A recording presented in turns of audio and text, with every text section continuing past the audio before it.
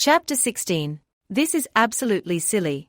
David snarled in disgust, heading back towards the chair in the corner of the ballroom. Sit back down. Jessica snapped. You are in no condition to even be here, so either you sit there or you go home. Your choice. It's hard enough doing this without having to worry about you. I swear, I have seen 2-year-olds with more patience. Philip and Jessica were on a scaffold, putting the finishing touches on the trim at the top of the house's largest room. They had all been working 16-hour days for the 4 days, trying to get as much done as possible before Philip returned to school. We only have 3 weeks. David grumbled. Don't you think I know that? Jessica nearly shouted from the ceiling. David looked around and thought aloud. There's not enough time. We can't do it, Jess. She stopped and slowly turned. Are you ready to quit? It's not about quitting, Jess. David said. There is simply not time. We are out of options. Every contractor in town is already spoken for, and our ads for helpers haven't turned up a thing. Philip has been a godsend, but after he leaves, it's just you and me. I am not quitting, I am just facing facts. Jessica turned back and spent the next 20 minutes finishing the trim in silence.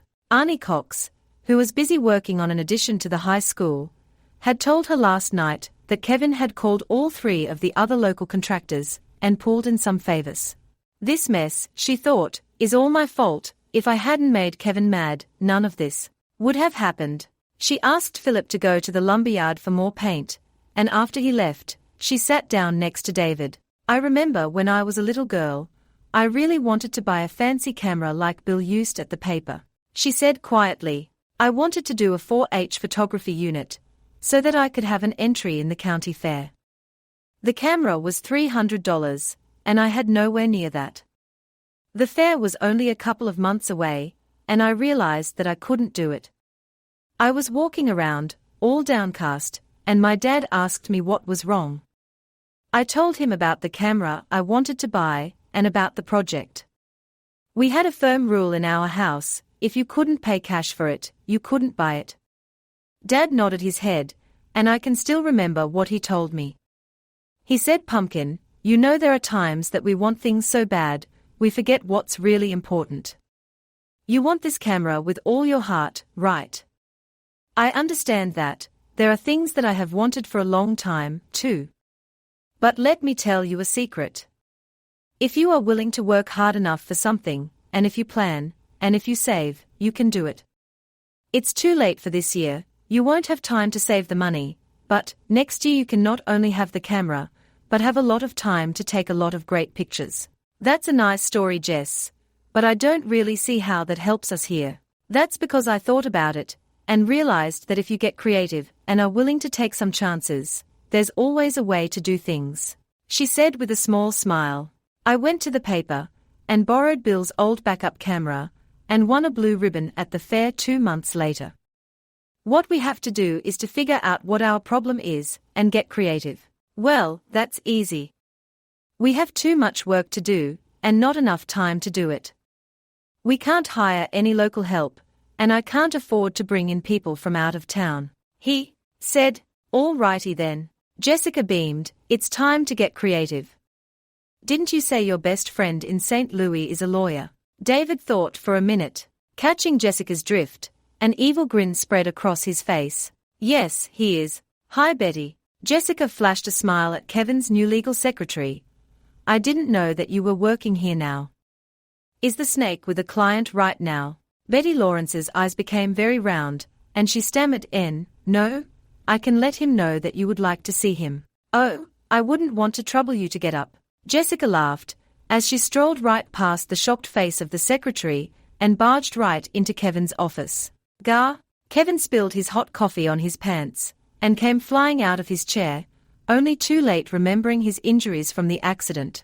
He stood there tilting like a falling tree, and as he slowly tipped over and headed for the floor, it was all Jessica could do to now shout out timber. Jessica walked to the side of his desk, and looked down at her former lover, as he cursed in agony and embarrassment. Wow, Kev, that looked really painful. You really shouldn't do that anymore. Kevin let loose a long string of profanity, and struggled to his knees and back into his chair. Wow, that's some pretty impressive swearing, Jessica said with her sweetest smile. You should stop by the house. There are a couple of rooms that we need to strip the paint off of the woodwork, and I think your swearing would do that really well. What? Kevin gasped. Do you want? Turning towards the shocked Betty at the doorway, he pointed and said, You go, close the door on your way out and don't come back unless I buzz for you. Well, Jessica said, I brought you a present. She held out an envelope, with a blaring red overnight label on the outside. Kevin took it with an uneasy look, and opened it up. It was filled with several legal documents. Flipped through a couple of pages, and looked up at her with a fierce smile. You want to sue me, you go right ahead. Please do. I welcome it. I will crush you. I was hoping you would say that. If I could have those back, I will go over to the courthouse and get it all started. Hopefully there's time to get you served today. Kevin cocked his head slightly, and looked back at the pages, checking to see the law firm that would be opposing him. St. Louis, he noted, one of the big ones. Still, Kevin knew he was good.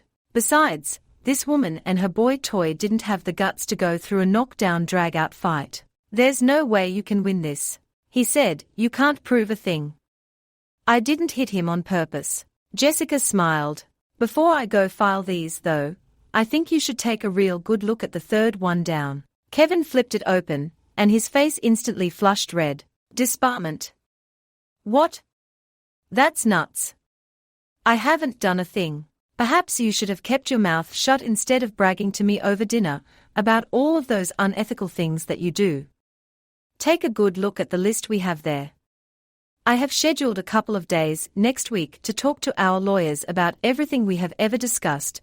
I am sure a lot more is going to pop up then. Yes, it will take some resources, but frankly, it's personal now.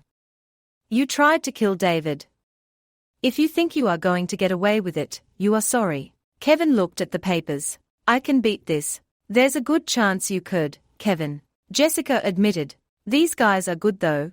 And when the good people of Riverton learn what you have done to their friends and relatives over the years, you are finished around here.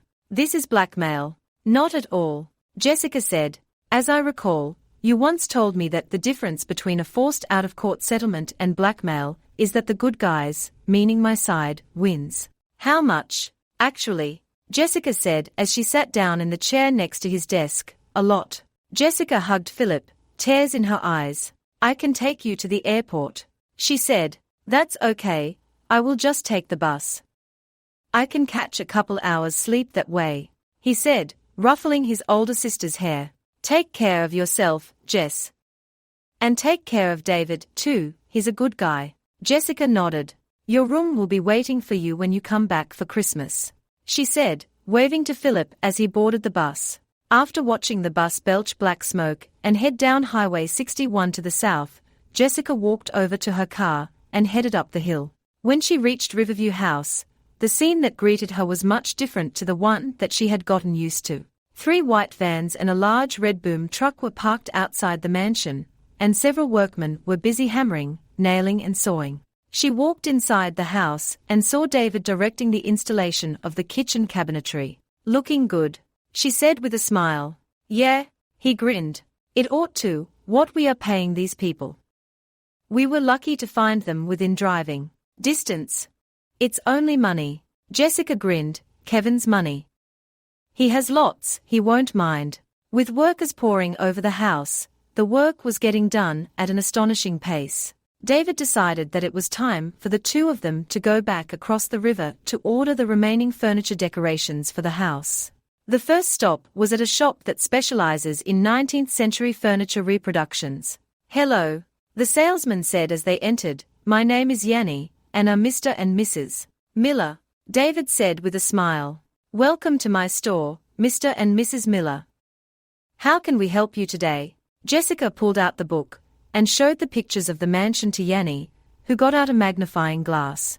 Very lovely indeed. I know this house. It makes my heart sing to know that it is being renovated. I will be able to help you. These are very typical pieces.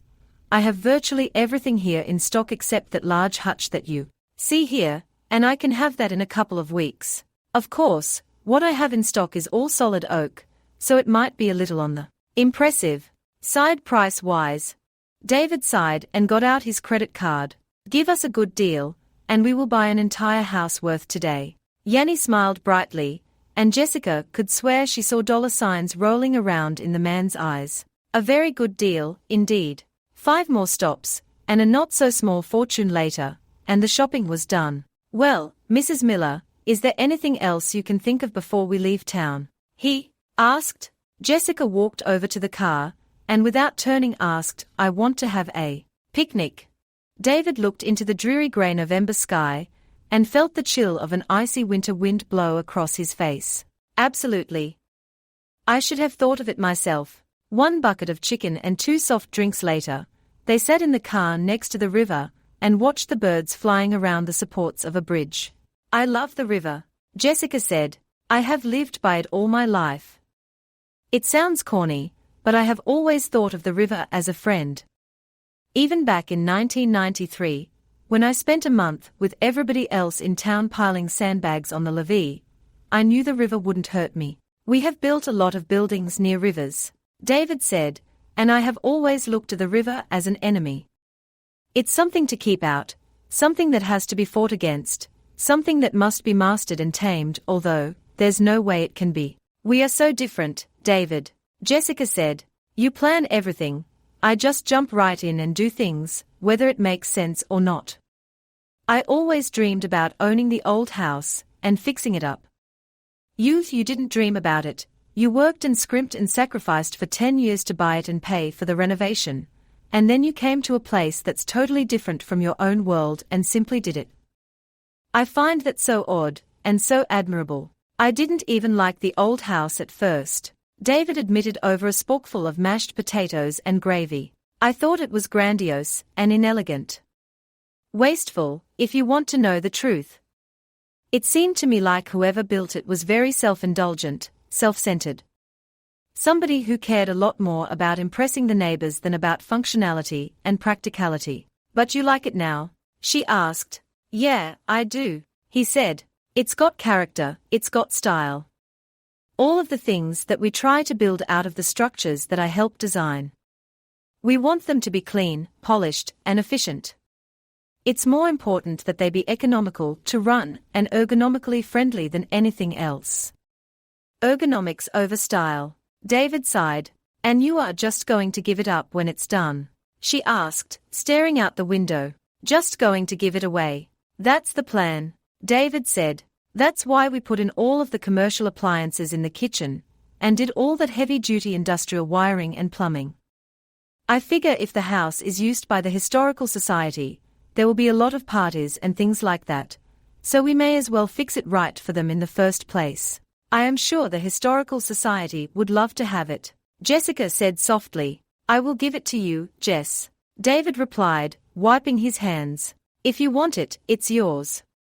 The new windows and insulation we have added will make it energy efficient enough so that you could afford to keep it. I would like to give it to you, if you will take it. It deserves to be in the hands of somebody that loves it. That's an awfully big house for a person to live in by themselves, David. Jessica whispered. Who said you would be alone? David whispered in reply.